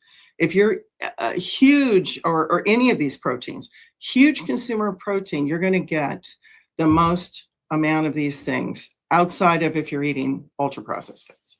That's insane. Is there any like safe escape in terms of food? Like, or I guess maybe that's what we're going to talk about here at the end. But I'm thinking of this, like, is there any way for people to raise cattle that aren't affected by microplastics that we could get like the natural? Again, remember, here's the thing. Even if we're eating grass-fed beef, they've got the chemicals raining down on the grass, the soil, the grass that the cows are eating. It's in the water they're drinking. Depending on where these cattle are, they could be drinking polluted water already. But, again, we go back to this. You've got the missiles, the fuel combustion, and then they're released into the atmosphere, and they are going everywhere. They are everywhere. Antarctica, Arctic, everywhere. Yeah, this goes back to what you were saying at the beginning, how it's just like raining down on us from like all this huge increase in rocket launches and all these things. That's insane. It's just and like 8,000 of the 12,000 active satellites orbiting Earth are from Elon. Like, why is he doing this? Well, again, I go back to, the Matrix. There's a net that's going to be over us soon that, we're going to be embedded with all these different things that are coming through our food, the vaccination, whatever. And I believe, this is my belief, because I truly believe that, God is the one that created us. And I don't want to be a robot. I'm not interested in that. And I really believe this is kind of like the mark of the beast. If you're going to allow these things to happen, it's your choice, and be controlled, because ultimately that's what's going to happen here. So, read the Bible, read Revelation, Yeah, it's wild. And then here, like, this is kind of, again, alluding to what you're saying with technology advancing and us, shooting more rockets in the sky and all these other things. It is leading to a huge increase in microplastics. Humans now ingest 6 times more microplastics than in 1990. Yep. That's wild. Yeah. And ocean food, anything coming from the ocean, just from 2015 to 2017, the microplastic content increased by 33%. That's 2 years. That's crazy. And here's this next slide's interesting too. It shows just all the different ways, kind of a good summary. Outdoor air, the indoor air, all your water, aquatic products, salt, fruits. It's unavoidable. That's just kind of what the theme here is. It's unavoidable. Yeah, and they're so tiny they can cross through the placenta barrier, the blood-brain barrier. These are so minute, these particles, that they're able to break through to those. And our brain, John, is the fattiest organ in our body. And so these microplastics are attracted to where the most fat is for some reason. Liver has fat in it, the kidneys, and so they can disrupt those areas, and then they lodge in, why are we so obese? 70% of people are overweight in the United States. All this stuff is lodging there. The body is trying to get rid of it, and it's compartmentalizing it and putting it in areas, but it's going to the brain, and you can see there in this, there's the spoon in the brain. That just is signifying approximately 7 grams of microplastics are now in the brain. And that is like the amount that's in a heavier plastic spoon. And they did a study at University of New Mexico on cadavers. They did one in 2016, and then they did one recently. And it showed a bigger increase of the microplastics in the brain. And some of these cadavers had dementia. And so, or Alzheimer's, I can't remember. I read so much, but they saw that the people that had the dementia or Alzheimer's had even more microplastics in their brain. But this is science now. This is there. Brains are now 99.5% human and 0.5% plastic. And that's just where they've measured in the brain. I don't know anything with the liver and the kidneys and all this yet, but this is going to affect so much. It's unbelievable. Well, it's crazy because in this article they even say like they found a higher concentration of the microplastics in the brain than they did in any of the other organs. Yeah. Which that's so it's crossing the blood-brain barrier. It's getting stuck in the brain. It's the fattiest organ. Yeah. And two, these microplastics are all different. They're jagged on the edges, or they're round, or they're all different sizings.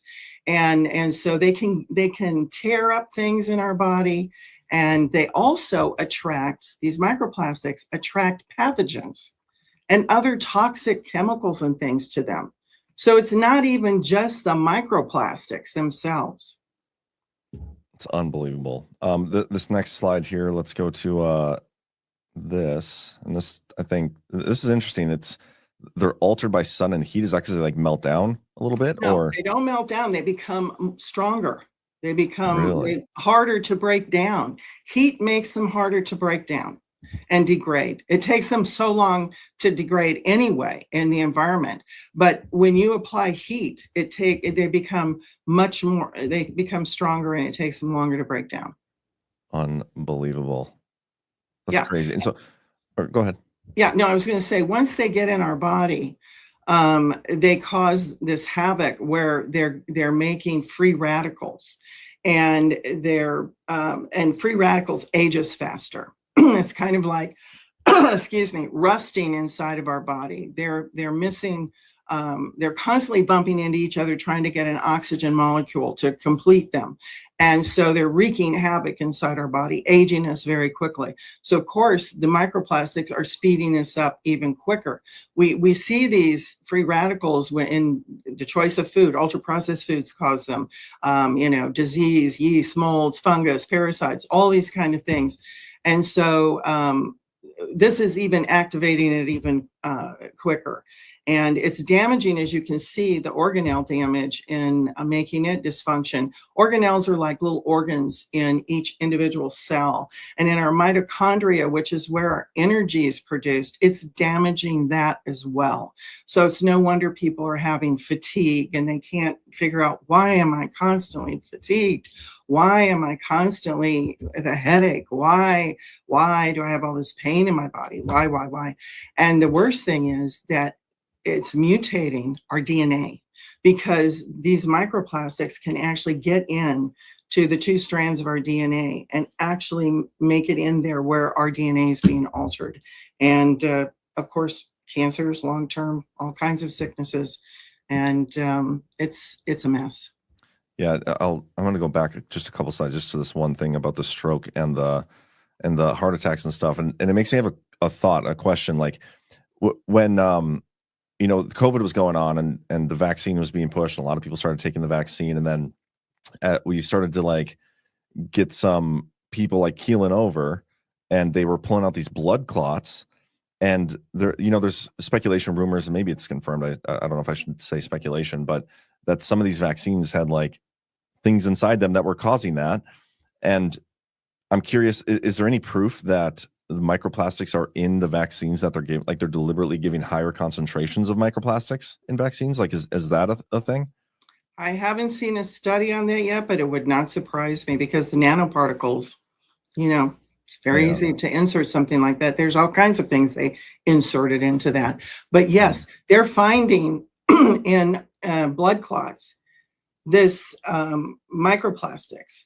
And can you imagine if you've already got a blood clot from whatever, your bad diet, you're in a moldy house, you've got tremendous amount of mold overgrowth, yeast overgrowth, you got parasites in you. So you've got all this thing making your blood sticky and dirty, and it can't transport the oxygen and the nutrients to the cell. Now put microplastics in the blood clots that are going to form from that dirty, sticky blood, and you really have a slowdown of delivery of oxygen and nutrients to the cell. And you also have a slowdown of the CO2 and the toxins that are trying to be carried away from the cells.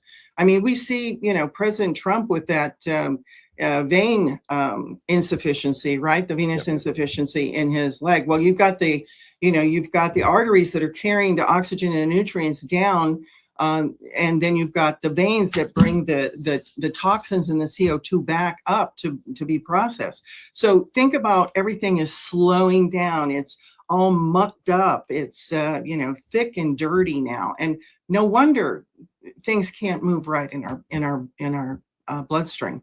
Yeah, that's crazy. So like, I mean, obviously this is a huge problem, and you do have a slide here talking a little bit about solutions, what people can do. And I'm just looking at this stuff. I'm like, oh my gosh, I use plastic stuff all the time. I'm just like, I'm the problem child here with all these things. I'm doing all the wrong things with microplastics. But I don't know if you want to talk about any of these things on the slide here. The thing here is, even if you took all of these things out of your life, this is a good improvement, but this isn't going to solve the problem because it's already in us. So this will help not put any more in us from these things that we can control, but we're still being sprayed upon where the rockets are dropping, the microplastics out. We've got, microplastics in the paint on the walls when we freshly paint. We've got it in the PVC pipe. We've got it in the landfills are loaded with it. It's everywhere. So yes, you can do something about it to reduce it down. But the thing is, we've got to even do more than that, because this isn't going to solve the problem of what's inside us.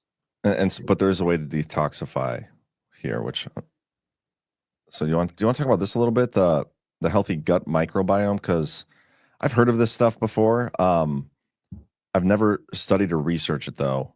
And so I'm curious, and I know this is kind of what you guys focus on after seeing such a big problem with the microplastics, finding the solution. Do you want to go into this a little bit? Yeah, I would love to, because a lot of people don't understand that the microbiome that's in our gut has friendly bacterias, and it has bad bacterias. It has bad molds, yeasts, fungus, and parasites. And God put all those things in our microbiome, which is in our gut. And our gut it's not just down here. Our gut starts in our mouth, and it goes all the way down to the exit point. That's the whole gut. So the majority, though, is in, the small and large intestines, where we're talking about here. But you have to have a balance of the good guys. There's a war constantly going on for balance down there. And the majority of Americans, the majority of people in the world, have more bad guys in their gut than they have good guys. And it's the same thing. We have a microbiome on our skin. We have a microbiome in our brain, in our heart. We have a microbiome. The soil has its own microbiome. And when you are raining down all these chemicals into the soil constantly for generations, the good guys that are left there are very few. The bad guys are taking over. So the plant itself, when you put a seed there, it cannot uptake the nutrients that should be in the ground from the good guys, from the good bacteria that break down all the things so the plant can uptake nutrients. That's why we're seeing, no matter it's, like in the meat, in anything we're eating, even if it's organic, it's struggling because we have the downpour of the microplastics from above. We have the chemicals, the heavy metals from above that are being sprayed. We have in the water that's watering. So the microbiome of the soil, some farmers can control that if they're growing in greenhouses and they have water purification, so they can try and take some of these microplastics out. They can do better. But we're already so inundated from this. So the only place that we have that we can really concentrate on to make some changes is in our own microbiome, in our gut. And we must send what I call the special forces in to keep the good guys far in excess of all of these other pathogens, because that is what destroys our health. Our gut is where our health starts, and our gut is also where our sicknesses start. And when you have overgrowth of fungus, mold, yeast, and parasites, you are going to have organ problems. You are going to have dirty blood. You are going to have all kinds of things that are happening from this imbalance in your gut microbiome. So do the best you can. Salads, eat, all kinds of different roughage, because these good guys in the gut feed off what's called prebiotics. Prebiotics are fiber. So when you're eating fresh fruits and vegetables, not only do they contain enzymes, which our body has to have, their catalysts for all kinds of different things in our body, but these good guys have to have prebiotics. And so it is really important. Nobody in the United States is eating enough fiber every day, John. Men need around 35 grams of fiber. Women need around 23, 25 grams. And nobody's getting that. So this is vitally important to feed the good guys fiber, and vegetables are high in fiber. Can you talk about this? I'm just trying to understand the language here. The bisphenol A or BPA. Is that plastic? Bisphenol A. Yes. Yeah. That was a plastic that they invented. I can't remember if it was, I can't remember which company, which corporation invented that. But remember, plastics are all created from petrochemicals. It all goes back, good old Rockefeller. But BPA is now known to be an endocrine disruptor. And so they've made a new one called BIS. But this BPA is everywhere, and it's causing the fetal abnormalities, it's causing low weight births, diabetes, heart disease, cancer, and erectile dysfunction. As I said, with the textile, they're finding high amounts of erectile dysfunction in anybody that's around using anything that contains the BPA, I mean. So the whole thing here is that when you have an endocrine disruptor, what that means is the body thinks this plastic is something that is a hormone, and it takes it in, and then it disrupts the other functions that the hormone's supposed to be doing, and wreaks havoc in our body. And you see men that are getting more feminized, and women that are getting more masculine, and the endocrine system is a mess because of these plastics. Unbelievable. Now, what's exciting, as you can see here, degradation of this BPA by Baseless pumilis. Now, this is a strain that's found in kimchi. Kimchi is from Korea. It's been used for centuries. It's a traditional fermented food. I've been, as I said earlier, in this field for almost 50 years. I found out how important fermented foods are. They are the most important foods because they're the ones that will nourish the good guys in our gut. And this specific strain, I got so excited when I saw this study because I thought, okay, something can be done about this problem. Because if Bacillus pumilis, which it's one of the 900 unique strains of good guys, good probiotics in this food, fermented food kimchi, this can actually degrade it because nothing else can degrade this stuff. So how this works, this Bacillus pumilis goes in and gets in our gut, and it actually can surround the micro and nanoplastics and actually encase them and carry them out of the body. No way. This is unbelievable. Like you poop it out? You poop it out or what? Yeah. Interesting. Yeah. Okay. Is that this next slide too? The novel probiotics is that the one in kimchi? Is that what you're talking about? Yeah. Now there's in vivo. They're actually doing more studies to show 2 more of the unique probiotics actually can absorb and help excrete the microplastics too. So this is just starting to be shown that we have a little bit of help here to get this stuff out of our body, and because nothing else is degrading this BPA BIS down. And so like this is kind of what we're here to talk about, the probiotics and what you just said. They actually adhere to the microplastics and facilitate the removal, and that's just a new study, 2025. 2025. That's right. Wow. Interesting. So is this like a pretty new field? Well, microbiology has been around for a long time. They've been looking into, they haven't been looking at this. And so all of a sudden they're starting to focus on it. The microbiome wasn't very focused upon except recently, let's say in the last 15 years, 20 years. Microbiology's been there, but they just haven't been focused on the areas. Yeah. Interesting. And so these are all the benefits of probiotics here, strengthening gut barrier. Well, be specific. You have probiotics, you have kefir, you have pickles, you have sauerkraut, you have all these different fermented foods that people have used for centuries around the world in their traditional diets. And those are good. But kimchi is the only one that has 900 unique different probiotics in it. So that's what we have to keep in mind here. And that's why I got so excited to see these studies, because I had to, I've been helping people with so many health problems. Like I said, for almost 50 years, I had to come up with something to help people. And that's this right here, right? Kimchi 1. That's kimchi 1. So this is how many probiotics in it? This, if you take 3 capsules a day, you're going to get the actual amount that you need to help carry these guys out of your body. You're also going to, there's studies out there that show reducing waistlines, dealing with obesity,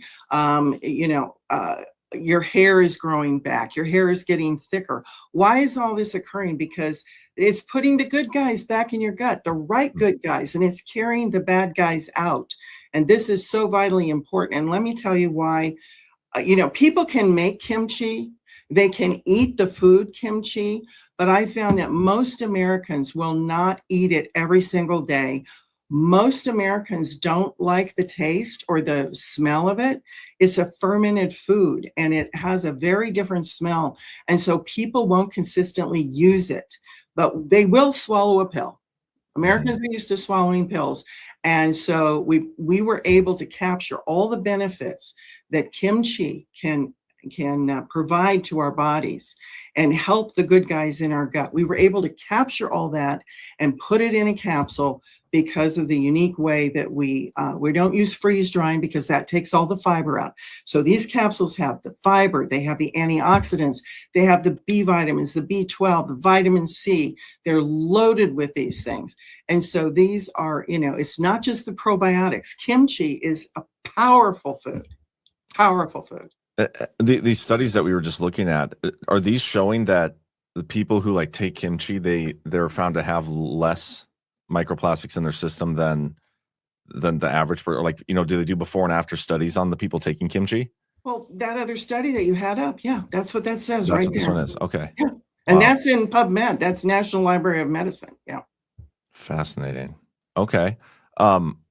Digestive health, immunity, hair and skin. I could use some of the hair one. I'm thinning out on top. Well, I'll tell you, skin, people, the first thing people notice when they start taking this, their gut changes. People that have been constipated, people that have, it changes in days. People notice their fatigue, their brain fog. They go in, their heart, their blood pressure gets better. We have so many stories of how important of a food this is to take every day. They're not getting sick as much as they used to. Their immunity goes up because 70 to 80% of our immune system, I don't know if you know this or not, is in our gut. 70 to 80%. All right. We also have neurotransmitters like serotonin that are made in our gut. And if you don't have a healthy gut, serotonin, which, helps our brain, is not going to function properly, and we're not going to have as much. They notice their skin changing because we have a direct line of communication from our gut to our skin, from our gut to our brain, from our gut to our heart. So you see a change in your skin. People that have had skin conditions. Again, if people have all this junk in their body, the skin's the largest organ. It's going to try and get out somewhere. And people notice in their hair, their hair, like I said, is growing back. It's getting darker. It's getting thicker. And there's studies. There's so many studies on this. Korea's been using this. They eat it every day. Some of them eat it at every single meal. So it's been proven. There's stacks of study on this. Wow. And this is, you take this every day too? 3 a day, you said?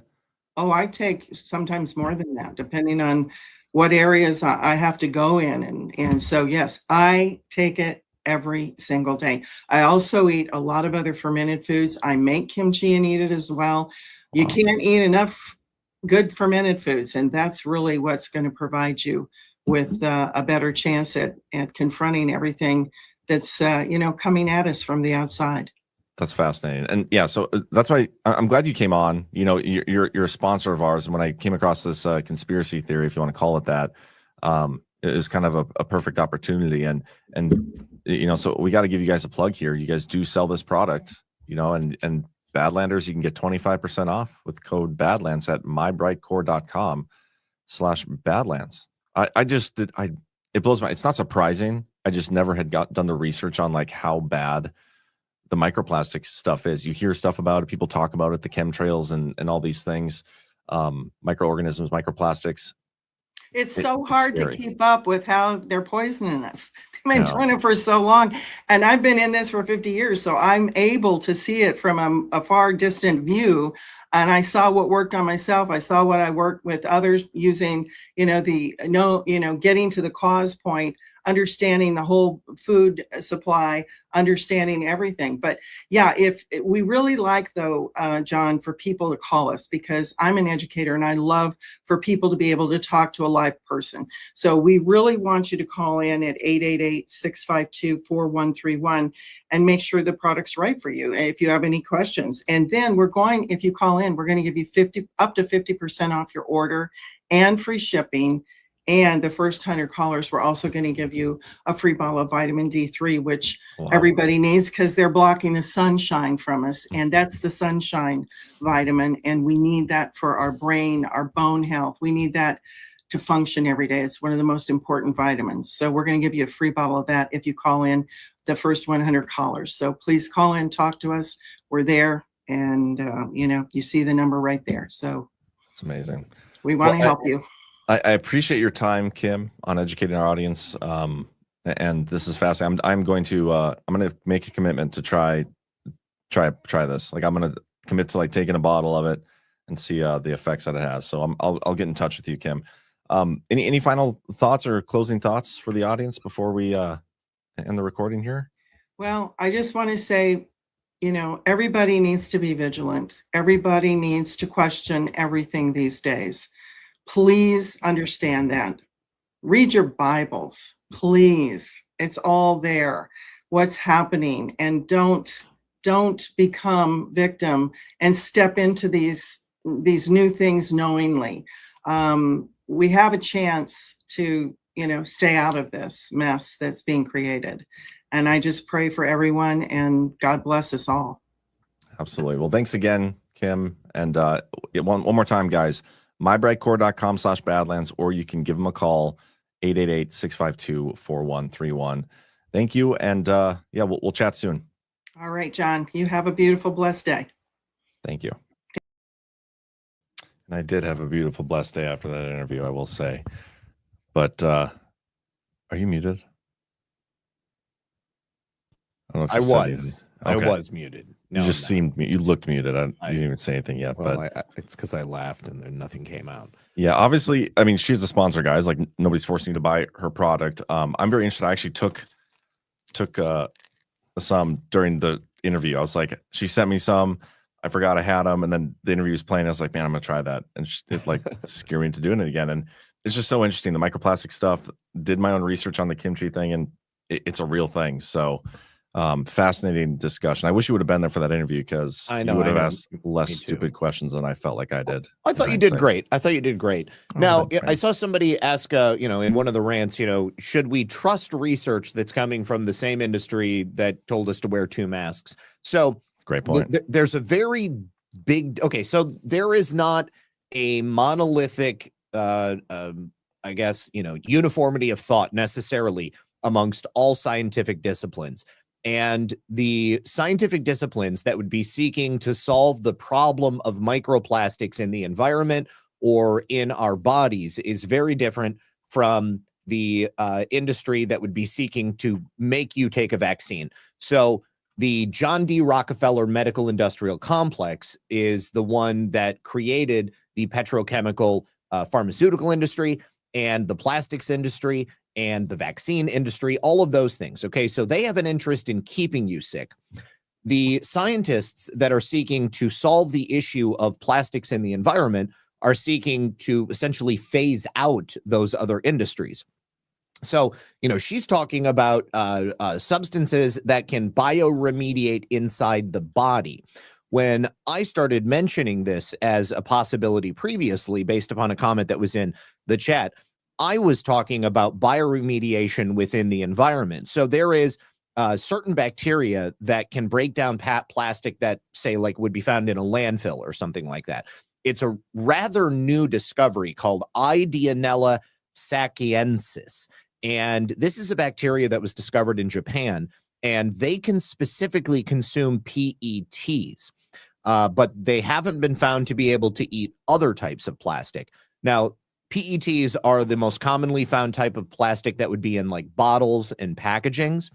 And what they do is they break down the plastic and then they convert it into carbon and energy sources in their bodies. Now, somebody saw this as something scary, but I see this as a necessary advancement within the environment to ensure that we don't, eventually kill ourselves based upon our use of something that is convenient.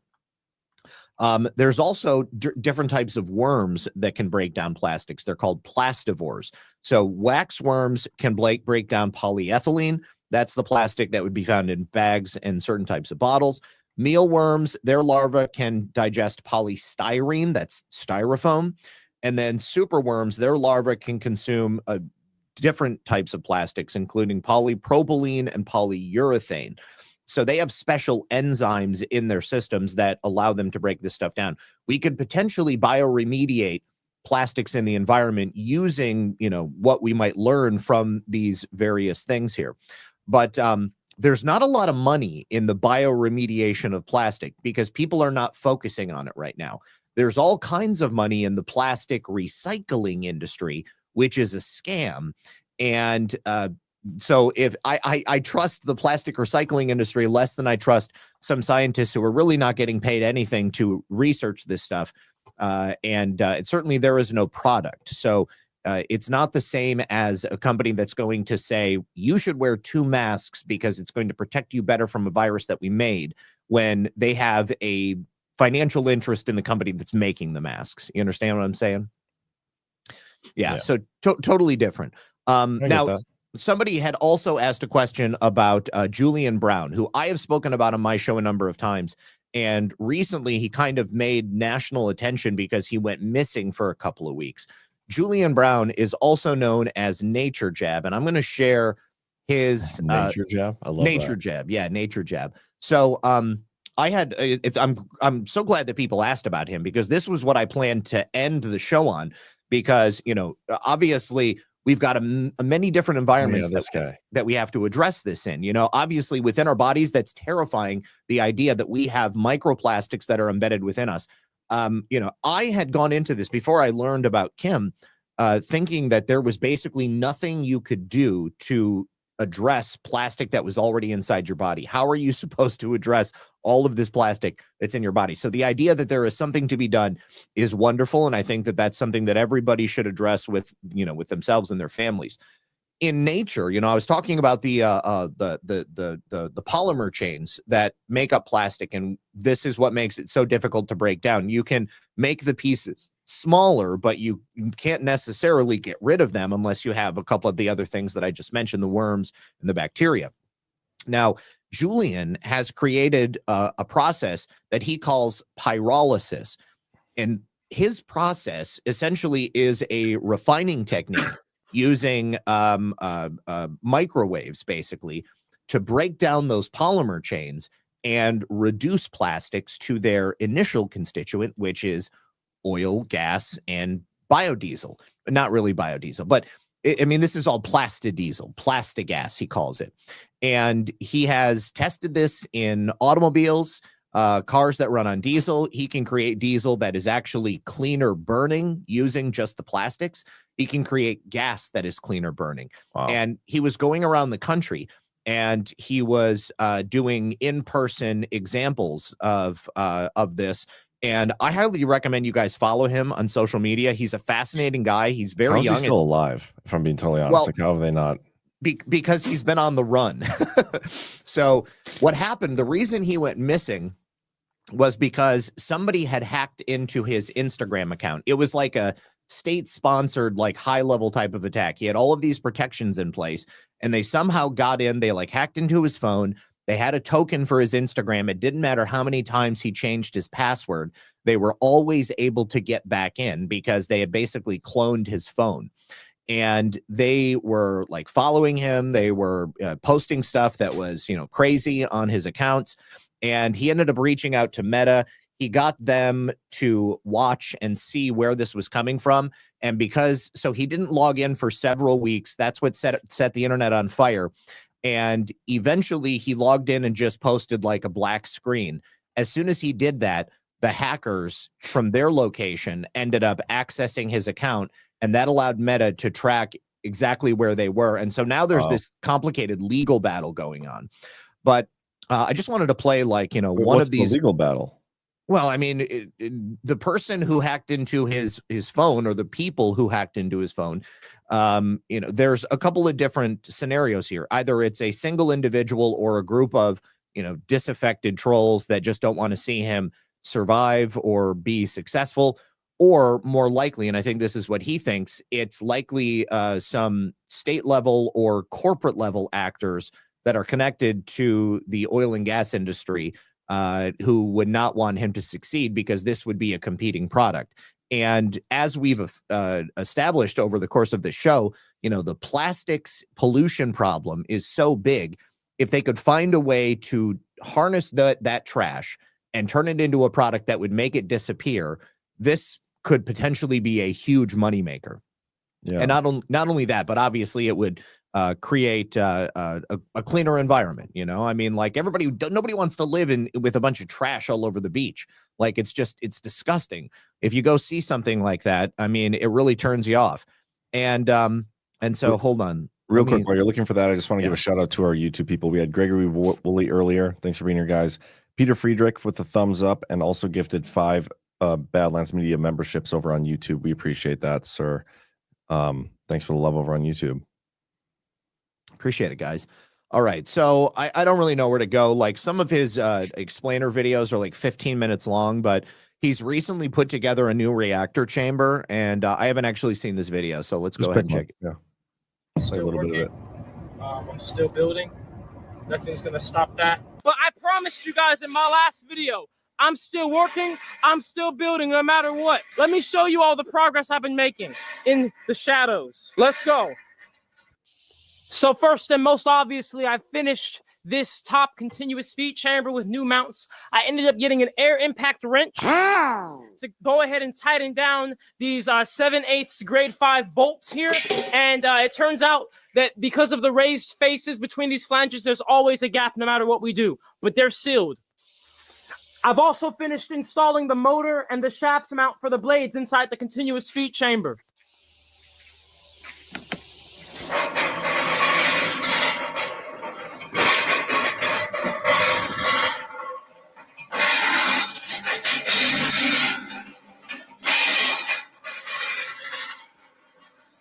I installed a camera in the front of the machine so we can see the blades spinning the plastic from remote view, baby. I finished all the vacuum hose plumbing so we can suck in plastic, shredded plastic, and get it into this continuous feed chamber. And I've also went ahead and installed and wired in these 220-volt 4-inch tri-clamp ball valves, full ports, and they are completely a part of the relay system. Watch this.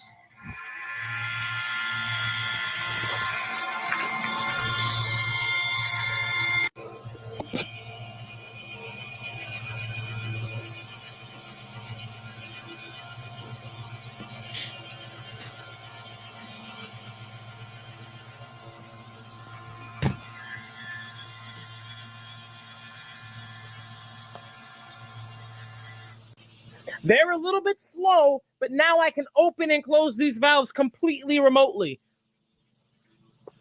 My good guess, accounting for Murphy's Law, will say that I have about 1 more week of hard work before this machine will be running, right in the first week of August. So let's do it. Now let's get to all the stuff that happened. So if you want to be a part of this, you can go to his website. It's naturejab.com. He's got a lot of information on there. He takes donations, obviously.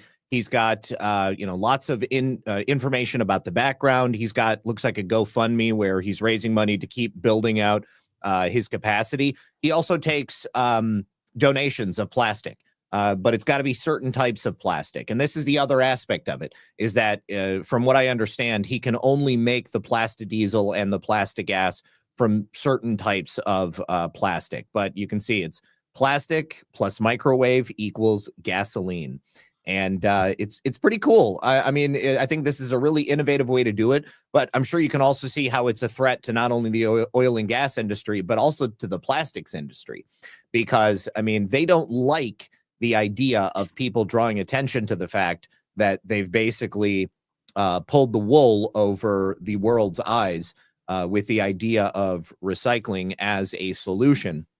There have been a couple of whistleblowers that have come forward from the plastics industry to talk about just how bad the problem is, and they get shut down pretty quickly. Ghost in the chat says he definitely has a Doc Brown vibe. I love it. He kind of does. He totally does. It reminds me of the people who were making water, though. Like, they are not making water. They were using water in a vehicle as like gasoline or whatever. Yeah. And they were just like murdered, like assassinated. Like any threat to the oil and gas industry, the petro industry, they don't like that, and they will silence those people real quick. We had a whole conspiracy episode on that. We did. Stan Meyer, Aaron Salter Jr., Stan Meyer's water fuel cell. Aaron Salter made one that was very similar to that, but we don't know much about the technology because he was murdered in Baltimore. Yeah. I'm sorry. Maybe it was someplace in New York. I can't remember. Was it Buffalo? Buffalo. That was it. Buffalo. Yes. I knew it was a B. But, I mean, there's the use of plastics is so bad. And this is how it ties back into the medical industry, because I'm sure you remember the famous Alex Jones, they're making the fucking frogs gay. I mean, like that translates into humans as well. And with the increase of plastics and the chemicals that are leaching out of them into the human body, we've had an exponential increase in the number of, gay people, of transgender. Part of that is obviously cultural. Part of that, I think, is also chemical. There's always there for a long time, they've been looking for this supposed gay gene, what makes you gay. But there's a lot of evidence to suggest that it's exposure to these chemicals in the womb that essentially, like feminizes something in boys and masculinizes something in girls, and puts them on the road basically to living that life. And then, of course, it's reinforced by other industries which profit from them at, joining and growing and being part of it. And the Rockefeller Medical Foundation is also in the last year creating a push for medical solutions in food. I'm sure people have heard about vaccines being added to food, like the idea of bioengineering vaccines into lettuce or into other types of food. And the Rockefeller Foundation is looking now to address diet-related diseases by creating medicines in the foods that people eat, and specifically targeting communities of color, rural communities, veterans, seniors, low-income households. These people face diet-related diseases oftentimes because they're eating low-quality food, cheap food, heavily processed foods. And it is a $1 trillion industry that's created as a result of that. Now, if they can look as if they're solving the problem they've basically created the problem, and it's the Hegelian dialectic, the problem, reaction, and then they bring in the solution. Absolutely, man. How do you feel about rants? Get into some rants and boosts. Let's do it. Okay. Two things for you guys in the chat. Tomorrow, somebody needs to remind me on my daily show to go through the boosts. I always forget, and I have a bunch of them out there I got to get to. Also, Alpha has been like begging and crying, essentially, for us to raid him after the show. Okay.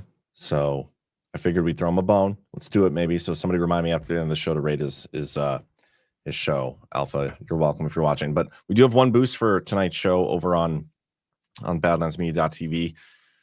It's from 1027JS, fellow North Dakotan. It's no conspiracy. Today is John's birthday. Happy birthday. Hope you had a great day. I did have a great day. I got to end it here with you guys, which is awesome. You know, John, I forgot about one other aspect to the conspiracy that I wanted to mention before we end tonight. In 2015, there was a rash of mysterious deaths among holistic doctors.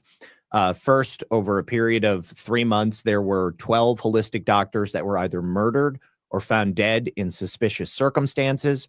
And then in another instance, at a holistic medical conference, 29 holistic doctors and practitioners were poisoned, leaving some of them with signs and symptoms of what do you call it?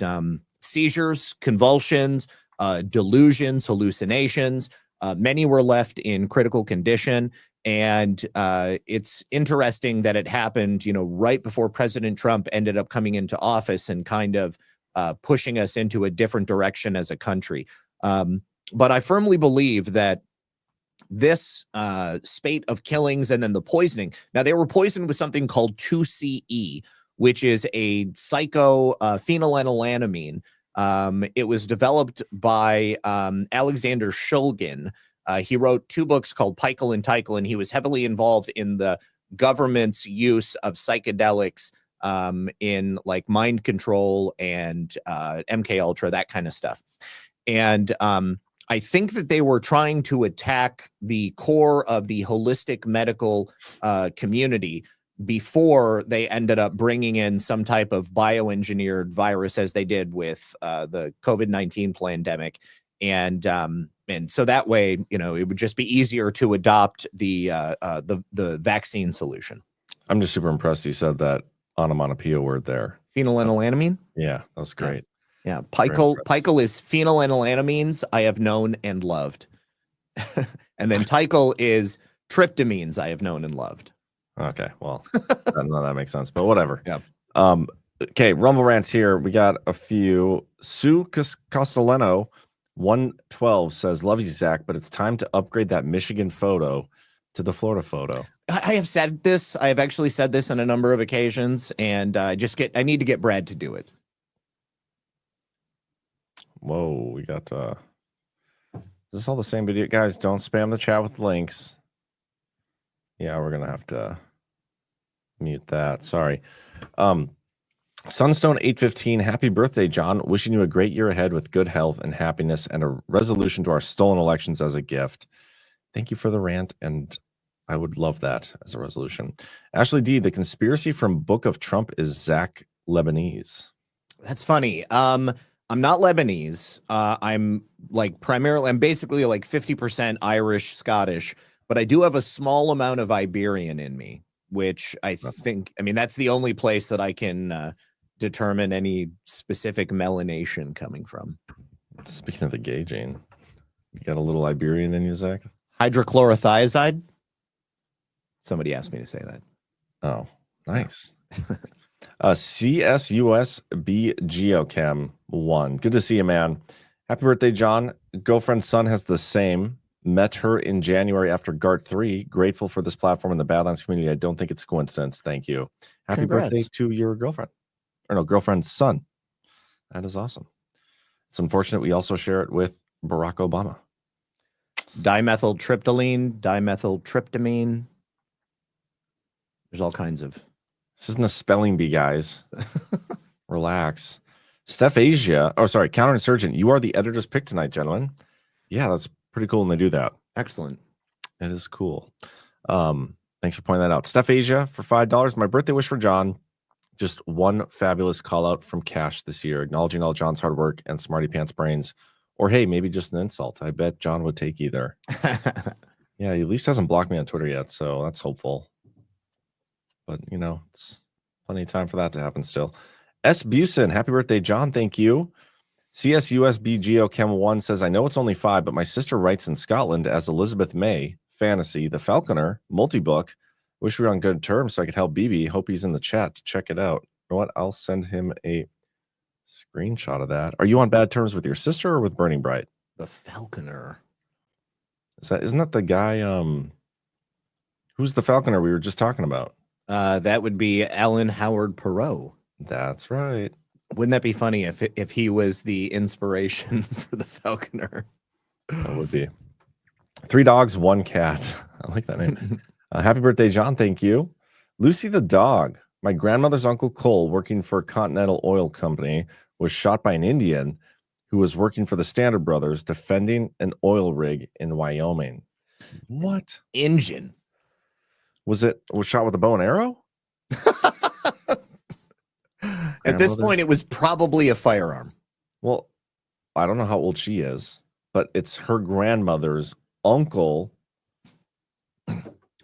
Let's just say in 1870, John, there were a lot of pistols that people were using, revolvers.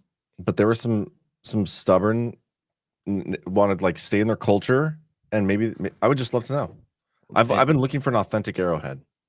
I've got some. Well, maybe found loose. One that's been shot at somebody in somebody. Well, I mean, it was like I found it like out in an area where you find arrowheads. So I think that the way that it ended up where it was is because it was shot at something and then was never recovered. You don't know if it hit the target. I mean, Lucy the dog might have Cole's. Nobody knows if it hit the target. I'll get you an arrowhead for your birthday, John. How's that? Like a real arrowhead. I appreciate that. I'll search for one guaranteed to have killed something. Perfect. That's what I want. It's not somebody important, if you could. Rise of Tire says, happy birthday, John. Did you see the little B-Day gift we texted you? You'll enjoy it. What up, Zach? See you boys in Deadwood. Looking forward to that. By the way, seeing you in Deadwood, but I did get what he sent me. I'll put it up on the screen here. It's awesome. I love it. The vaporwave aesthetic. Yeah, this is great. I might have to like make this my new profile picture on Twitter. Really just lean into what everybody thinks of me. Yeah. Post for Hope. They say the average American has a spoon's worth of plastic in your body. Yep. In your brain, nonetheless. And that's what we talked about. CSUSB Geochem 1. Boyan Slat Ocean Cleanup Company. Passionate about this subject because petrol can be recycled back to oil. So much garbage. Yeah, there's a couple of different companies that do it in like targeted actions around the world, and it's definitely something that I think needs to be more widely adopted. But you know, money is just always the issue. Yeah. Sorry, somebody wanted me to zoom in so they could read the rants. Dave 75. I recently heard about a dude making gas and diesel from recycled plastics. Any idea who he is? Plus, a kid who made plastic gathering machine for the ocean. I've just covered that. Jay Drake 83. Good to see you, man. Just curious if there's any way to personally verify the research into microplastics, or are we stuck with relying on studies from a medical industry that also told us to wear masks in our cars? That's a very great point. I think you addressed that kind of earlier. I did. Yes.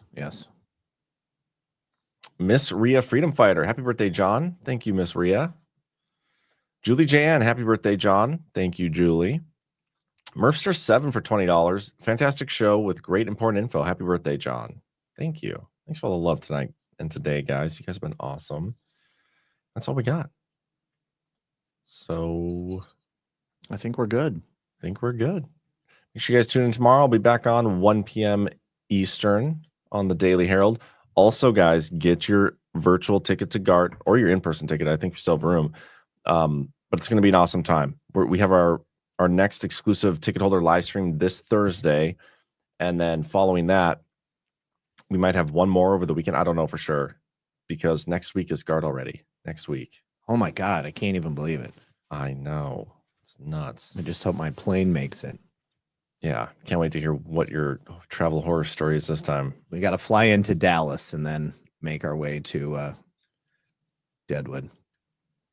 It's going to be a great time. Can't wait. Can't wait to get there. Looking forward to it. But yeah, with that, I'll play the Deadwood promo and then I'll play our outro. So we'll see you guys tomorrow. Have a good night.